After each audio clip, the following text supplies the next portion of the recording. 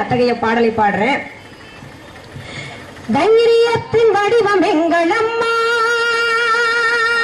தைரியத்தின் வடிவம் எங்கள் அம்மா, இந்த தமிழகத்தின் விடிவுதானே அம்மா.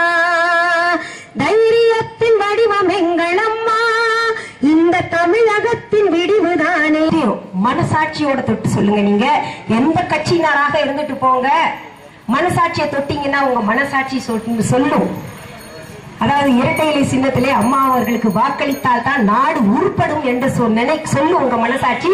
அந்த மனசாட்சியின்படி வருகிற ஏப்ரல் 24ஆம் தேதி இரட்டை இலை சின்னத்திலே உங்கள் தொகுதியின் வேட்பாளர் சகோதரர் ஆர் பார்த்திபன் அவர்களுக்கு வாக்களிக்க வேண்டுமாய் கேட்டுக்கொள்கிறேன்.